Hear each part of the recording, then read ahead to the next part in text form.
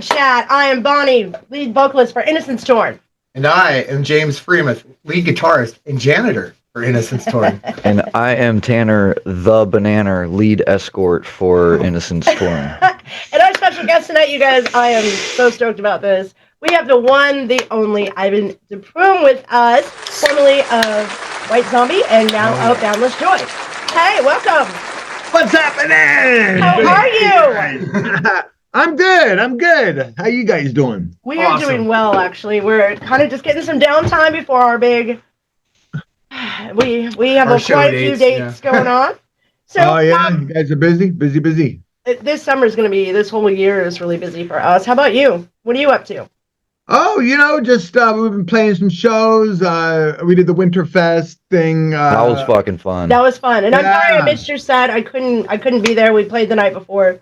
Yeah. It was fun. It was cool. Yeah, sorry I couldn't see you guys. I was actually heading out to Bend the day before. I sold my Honda Element and picked up a Tesla Model Y. Ooh, nice.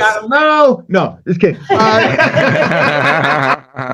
The freaking Honda Element was old and it was in the shop too much, and I just needed something to move the drums around. Yeah. Cool. It's nice not having to stop at the gas station anymore. Yeah, that's awesome. I love Teslas, man. That's badass. Yeah, he really wanted one for a long time. I took my money for my Tesla and launched the band. There you go. But it's worth it. Hell yeah, absolutely. So, okay, let's start from the beginning. So you were the original drummer for White Zombie. When it first got started. I think I actually got to see you in Orlando, Florida, in this rave. I don't even remember the name of it, but it was this massive warehouse-looking thing on the outside and on the inside. And I just remember when you guys walked on stage, the gal, I'd never seen her or met her before in my life. She was like, dude, do you feel that? She was like, her arm hair was standing up because you guys just put on there was mist and it got really cold in there, she said. I remember that. Wow. It got really cold. It was just such a great show. Damn. Yeah. I started off in Brooklyn, New York, in my mom's basement. And it looks like you got another member of the band over there. Is that the... This is Babs, our new manager. Right on. Yeah. So, we started off in New York, and then we moved out to L.A. when we got signed to Geffen and took the band on tour. It's been a good time. So since that time, I mean, you haven't been in that band for quite a little bit, and now you're in... No. Oh, no? Oh, no. I've had many bands between then and now. Oh. You should get a history. Yeah, we want to hear it. No worries. I know. Nothing took off like White Zombie. I haven't. It's hard to take a band off from the ground up. You know what I mean? Right. And I'm all about creating something like from the ground up.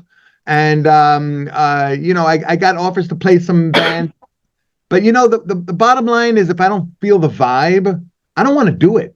Because the music, music is a big thing for me. I don't take it lightly. If I don't like something, I don't want to play it. I don't want to play drums for it.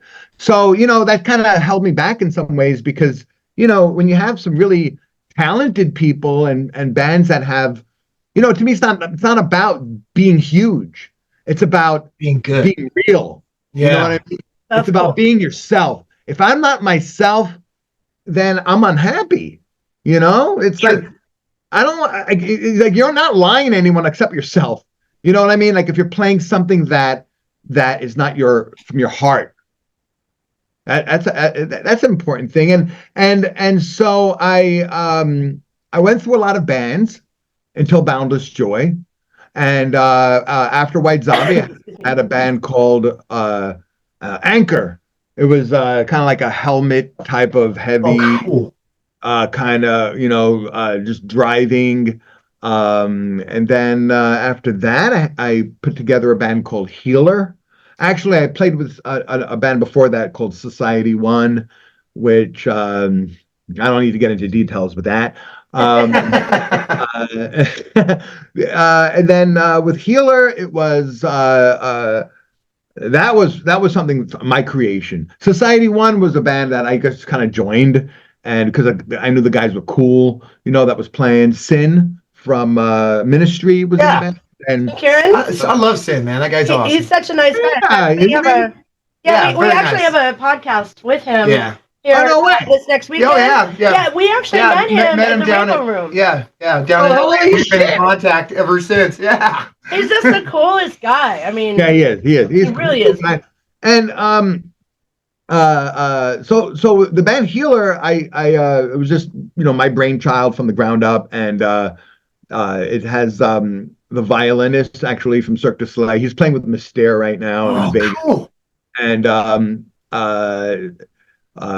he was one of the first members that joined the band, and Paul Raven was in the project for a little bit there. Not Paul Raven. I'm sorry. Paul Raven was in Society One for a second. Paul Raven was with what's that band called? He was in a bunch of cool stuff. I'm trying to remember the freaking.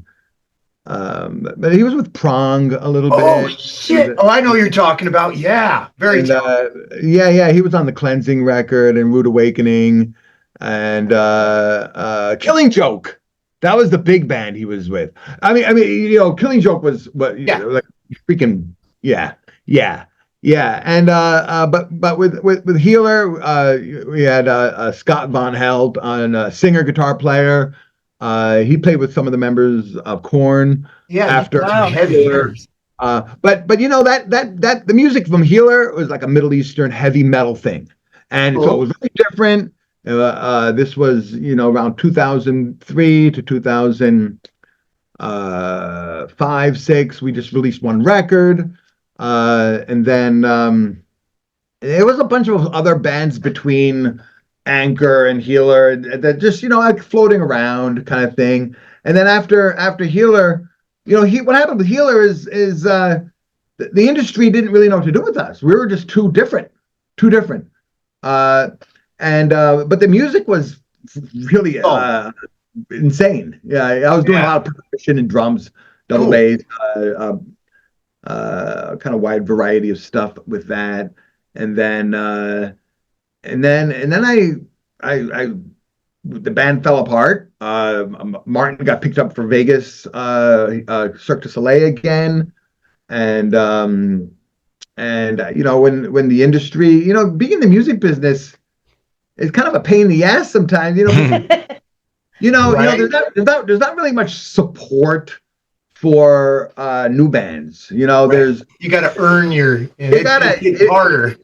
It requires a lot of time, especially if you if you don't have any support, you have to do it all yourself.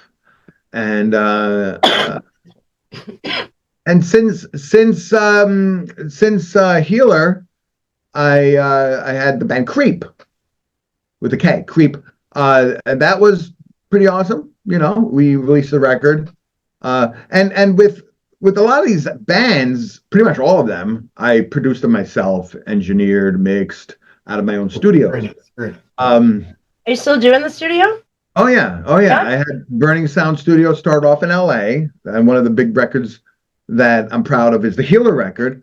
And since then, I got a whole new setup. Obviously, since then, we have better technology, better equipment. And still got the Avalon preamp. I really love that one for vocals. And after Creep, I had the band Big News. And then since Big News, we got Boundless Joy. There's my Yay, Boundless Joy. Yeah. Really Yeah. enjoyed. I fucking love Boundless Yeah, Joy. we've been able to. It's so goddamn good. Everybody It in that band is cool. extremely solid, and I want to say, like, when we actually played a show with Boundless Joy, I noticed myself and Ivan were the two musicians out in the little hallway, frantically playing our shit because we're perfectionists. Oh, While yeah. everyone else is doing their thing. And I'm thinking, and that's why I got to talk, and he's like, "I was in White Zombie." By I'm the like, way, "Holy crap!" If you've never taken a handful of mushrooms and then watched Boundless Joy on stage, I fucking recommend doing it. Oh shit! Incredible. It's a new experience. No, but Oh yeah. he's like me. He's a perfectionist, man, and I have mad respect for that. So you don't always see that. Yeah, I don't take my art. I gotta call it an art. It Like is. we're artists, right? Yes. And because I have such a love for it, I don't take it lightly. I want it to be good. I want it to be focused. I want it to be real. I want it to be just Really? like yeah, like anything that might get in the way of that, I'm just like, no way, man. And some people might say, oh, you fucking loosen up, dude. Take some But mushrooms. before the show, I like to get focused. I like to get into the zone. Right. No, I totally understand. I've been more like that lately too, where I just need like a little bit of quiet, just get my head. Because there is a really big difference between myself not being on stage and having, my home life and going to work 8 to 5. And then when I get on stage, I'm just I'm that girl. I'm just the girl that I don't show everybody. And so, getting into that mindset, and knowing that you got to, because, you've seen what I wear on stage, you really kind of have to just, switch gears in your mind from wearing sweats and having your hair up to, I'm sure that you can't relate to that. I know.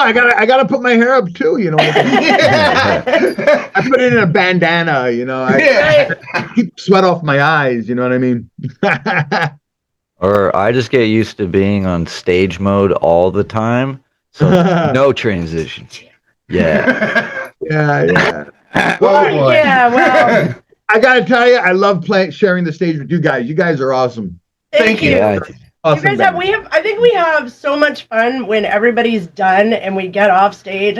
I have so many pictures of us. I'll post a few of them in here. But we just have like the best time. I think I go home and I got like abs from laughing so hard and my face. And, it's just a real joy to be. I mean, it's just it's a real. We connect with every band and musician that we play with and get to know people, and it's fun, and it doesn't matter where we are, and it's like in the industry, we have like a village of people that willfully actually help us in the things that we do, and it's gotten bigger and bigger, and that's what it takes. You get out there, you meet people, you make friends, and then the next thing you know, you need all the help you can get. I mean, you cannot not get enough help when you're trying to do things. So I feel blessed, very blessed. Oh hell yeah!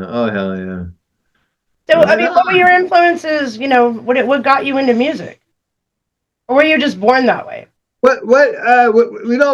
Growing up in Brooklyn, New York, I was surrounded by a lot of different music. I was surrounded by a lot of, that's where, like, I was born into the hip hop scene, with Run DMC, and Ran Flash, and fucking Beastie Boys, and there was just so much. I was just, when I walked down the street, you got the guys with the boom boxes, freaking that shit, and then you have people dancing in the streets, break dancers with the boombox, and and then you got the metalheads pumping their tunes, and then you got the salsa dance, and the Puerto Rican music, the big freaking they just gather at the park and have their whole big freaking entire family of 1,000 people just rocking out, freaking. Pumping their, and back then you didn't have the headphones; they just have the speakers. Speakers, so you'll have one group of people with their party, and then you have another party. you know, and a different type of music or whatever. And then, you know, and then I had my sister would be like trying to get me to really get into like the Ramones and rock. And then I'll have the guys at my school that would say rock sucks, disco rules. Oh, damn. And then I'd get my ass kicked by the disco That's guys. like Detroit Rock City right there, isn't it? So I'd go, you know, back and forth. I'm like, you know what? Good music's good music. And I started buying records, you know, that started off with all of that stuff, like I mentioned. Plus, you know, I got into, you know, it was big back then. I got into Michael Jackson. I got into Black Sabbath was one of the biggest first heavy bands I really got into. And then I started looking at other heavy bands like you name it, man, from Iron Maiden, Judas Priest to and then from there it was like Metallica and Sepultura and Pantera and to the heavy metal sounds. But yeah, I that's what got me into music, appreciating listening to music. And then for drumming, I was just trying to play everything I love to hear. So I would be jamming along with that stuff. And then next thing you know, I found myself playing with White Zombie. That's cool. You know, it started off, of course, you know, jamming at my middle school. At my middle school, just jamming with the horn section, you know. The trumpet player would come over, just be I'm like jamming on the drums. And then jamming along with we got a VHS camera, so we started doing our own music videos with my family, and we would just be jamming to you know, Black Sabbath tracks or Iron Maiden, and just have fun. And yeah. But there was something to be said about, you know, that time that you're talking about. I was just talking to somebody not too long ago, and back then we didn't have the separation of genres. Like, we all listened to Michael Jackson. We all listened to Wham. We were all into, like, Aerosmith at the Rick time. Astley, Collective Soul. Not so much. Yeah. Really? So where did you guys grow up? I grew up in the San Juan Islands, which is it's in between Canada and Washington. Wow.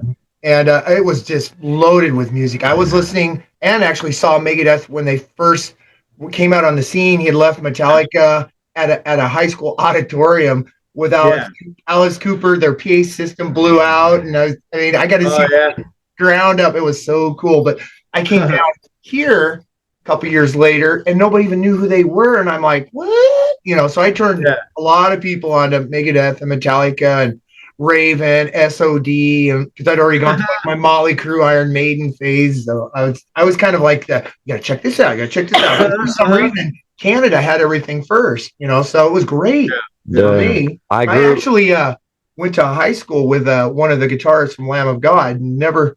Oh, really? Yeah. So there was some talent on the island. Yeah. That's cool. Yeah, we had a band called Accelerator, you know, went absolutely nowhere because we were on an island, but yeah, it was fun. I was gonna say where I grew up, but I never grew up. Oh yeah, you never grew up. Yeah, I'm a musician. I'm still a kid too. Yeah. I grew up I mostly in Portland, Oregon, but my family lives down in LA, so I travel down to Hollywood a lot. And then I would go to I went to Anchorage, Alaska for like 10 years, which really kind of changed my perspective on a lot of things. And when I got back, all of the world had changed. Like, it's a different ball game from up there than it is down here. Yeah. But I think I'm one of those people that has always felt like I was born to do what I'm doing right now. I'm just finally doing it. You know what I mean? I mean, I'm kind of a late starter. We got started, 3 years ago, and man, as things change, like everything about us, I think we are finally coming into what we're doing it because we love it. I mean, it was you and I got together and we just have this huge appreciation for music. We've known each other for 34 years or something. Yeah. And so we started doing like little things on Facebook covers and stuff of all these different bands, and before we knew it, we had a full-fledged band like within like a month. It was crazy. But I think it was really different. And I used to own Wild Child magazine, so I used to do all the interviews. I used to watch all these bands be brought up. I used to, watch them struggle. And it isn't a braggy thing for me. It was more of an honorable thing for me that we didn't struggle like that. We came out of the gate having lots of support. We had a ton of people at even our first show. We had COVID. COVID was actually catapulted this band. Everything was shut down. Yeah. And it just opened the floodgates for us unintentionally, actually. So like we went to a show, it was sold out because there were no other shows, so we capitalized on it and we never have looked back. We benefit a lot from deadly diseases. So that's cool. Say it again. We benefit a lot from deadly diseases. We do. Yeah. We don't have any shame that way. That's a secondary band name right there. So now that Boundless Joy is together, you guys have been doing a lot of shows. You guys got anything coming up here in the future? Yeah, we're playing at here, let me pull up my little schedule here. I know we're doing the Cafe Rock again over in Lebanon. You guys ever play over there? No. Oh, you guys should do a show over there. Yeah, play. Okay. That place Let's hook up. Hell yeah, definitely. Yeah. So we have March 16th. We're playing at Sam's Bond. You guys ever play at Sam's Bond in Eugene? No. We're playing places. Have you played Johnny B's in Medford? I recommend that place. Oh yeah. Check it out. Yeah, it's huge, great stage. Yeah. No, it's definitely worth it. It's awesome. That was a lot of fun. It is, and there's a lot of history down in that area with that place. Has been around for like 100+ years, and nice people. It's a great town. So yeah, very cool. We're playing. So the Cafe Rock show is not until May 25th. Okay. And then that was just confirmed, and we have August 2nd doing the Guitars Under the Stars thing. Nice. Again. That's a nice game. And we have a booking agent now who's just signed up with, and he's sent a bunch of emails out, and he's gonna let us know. Nice. So before you know it, you're gonna be drowning in shows. Yeah. We're trying to shoot for maybe one or 2 weeks in April. We're trying to get some dates for that, but that's coming up really quick. I don't know. Well, and I mean, you probably talked to Bonnie after the podcast too, if you're looking for some April gigs. You could talk. She knows a couple of people if you're interested. We are literally booked, I think. Oh yeah, we've been having to turn because we're March. Yeah, March is like we've got 3 dates in March, but we're not playing locally. Not one show, and we've got a lot of shows between now and around August. Yeah. So, and there's a lot of room there. So we would love to have you guys as always. Yeah. It is really strange to me that when you get out of your environment and go other places, how. Oh, I'm sure he's well aware. Yeah, you know what I mean. For us, there's just something about. We've played here. We've played with almost everybody, and we love them, and we love the venues. It's easy to oversaturate your own area. If you, very randomly, you play, your local area maybe 2-3 times a year, it's going to sell out. If you're playing it 3 and 4 times a month, you're gonna burn out your crowd. Yeah. But it's good to start where you live. If you're just starting out, and then you work your way out. You do kind of like a little spiral. You go further and further. That's I think the best way to go. I agree. That's what we're doing. It seems to be working really well. So. How far do you guys go out? We were going to go to Oklahoma, but we just didn't like the bar setup was too small. But sky's the limit. I mean, we're not opposed to going overseas or anything. But this year it's a lot of the Midwest stuff. Probably like like Colorado, Idaho. We're doing a lot of Idaho. A lot of Eastern Oregon, Washington, Tri-Cities, Seattle, Tacoma, Eugene, California. Which we've really never gotten a chance to play Eugene yet. And it's trippy because we've kind of bypassed it. We did. There was that one a couple years ago, but I don't know what happened. Sam's Bond's a cool place. Okay. There, yeah. What's something to do with What that? do you guys tour? What are you guys touring? Do you guys have a some kind of a van or? Yes, we do. Yeah, In fact, we just got it this year. We just decided that renting is for the birds. Yeah, I was renting motorhomes and all this and that, and it was getting real expensive. And now I got us our own van, that we're tweaking. It's GMC. It's a tweaker van.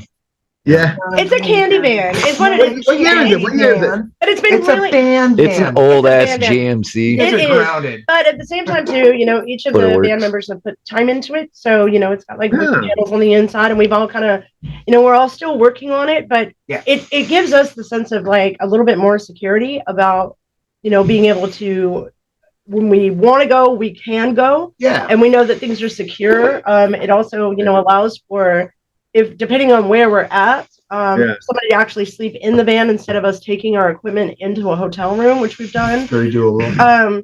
It's just a more comfortable situation for us, and because we can take everybody in the van and the equipment with a little bit of room, we have the time to like chill out and have some camaraderie and kind of enjoy being a band. Is it like kind of like a Ford Econoline van? It's a GMC Vendera, so it's got the side doors, the back doors. It's got it's got the upper area, which we're actually putting shelving so we can put the drums up top. It's got like a fan and stuff in it. I mean, it's like very conversion. spacious. So it's a conversion van. Yeah. Oh, cool. Yeah, I have an '85 Ford Coachman. Okay, yeah, cool. It's an old Coachman. Perfect. Go. But it only gets 6 miles to a gallon. That's nice. You guys probably get about 12 or something? No, it actually does really well. The last time we went to Idaho, I filled it up for like $130 or something, and we went there and back. So I don't know exactly what it gets, but I'm astounded. So what year is it? It's a 92. It's got the throttle body in it. Oh, wow. I'm also a 92 with a throttle body. But this gets good gas or good mileage. He gets good gas. I get good mileage. Well, you have to pay for your good mileage, so I don't have to, but I like to. Yeah. So I think for us, it's like, it's a sound vehicle. Yeah, now that we know that we can go places, it gives us, more of an outlet to be able to go and do that, because we really do want to go to like Colorado. We want to go back. Illinois. Yeah, we want to go back to Hollywood this year. Yeah. We're just kind of waiting around for that right mix. Yeah. Right. I mean, if we're gonna go down there, we want it to be with the right bands, I guess. I mean, like Rick Astley is gonna hear there sometime. Oh my God. So I mean, like if you're gonna spend the money, to really invest, that's just what we do though. It's not a matter of like we need to be bougie and have our own band, but we just invested back in our dream. And of course, we feel like the more that we invest, not just time, but money, and the more that we provide for ourselves, the more opportunity is going to come our way. And building our we'll product, like we've had a lot of people go, there's no money in CDs and stuff anymore. And I go, well, you need a product. So the money that you put out is well vested. And I've had people go, don't put that much money into making quality because nobody cares about quality anymore. And I'm like, well, that's there forever. Yeah, right. So to me, it's very important. You're going to put out garbage. Well, that's great if you want to be a punk band or something. Not that there aren't phenomenal punk bands, but I want this stuff like your band. You got quality musicians, right? When you guys record, I guarantee it's going to be tops. Yeah, your guys' CD is still the only CD that's been on my truck since Winterfest. Wow, awesome! It's fucking awesome. Right? Very cool. Quality's important. I was pissed when I found out you played the night after us. I was like, damn it. But I didn't really plan for them. The same night. Oh man. Yeah, I know. Yeah. But we got to do some shows again for sure. What'd you do? I don't know what it did. Oh yeah, there you are. Okay. I'm like, oh my God, what I did. We got to do some more shows for sure. Yes, definitely. On the same night. Yes. That's at the same venue. Same venue on different nights. At the same time. Yes. Oh, at the same stage. A band war type thing. I already tried to steal him back when we were going through our. We were looking for a drummer. Yeah. So the guys in Boundless Joy are definitely you guys are blessed to have each other. The personalities and the. Well, everybody in your band's stupid cool and stupid talented too. There's no weak link in your band at all. Not at all. So. And it's such a pleasure. Yeah. We gotta get some more shows. We gotta get out there. I think the big thing right now is everybody's got jobs. And understandable. And they're really nervous about taking time off for a tour that's not going to pay because we're not there yet. Right. Where we can make enough money to pay because there's expenses on the road. So we got. Oh my God. Yeah. No, we literally will give up. We haven't had a vacation since we got married. I mean, we literally have not done anything. Well, no, we did. We actually went to Vegas all that, but then literally right when we got back, the band exploded and we didn't know that was going to happen, but we haven't rested since. And the band's become a second job. It's we're doing band, make the podcast, working on new material. If we're not doing that, we're rehearsing. We got a brand new video coming. Yeah, we're talking to somebody over in Pakistan. Okay, how many shirts can we get? It's all. I'm constantly making us order new panties. There you go. So, speaking of which, so why don't you tell everybody where they can find you on the socials? If we can find you, like, are you on Spotify, all that kind of stuff, so that I can get more traffic and attention to you. Well, Boundless Joy, you can find us everywhere. We're on all the streaming services, just Boundless Joy, and you'll find it. I'll put some links in the description. Yeah. Definitely put it in the description. And for our actual Facebook, we are at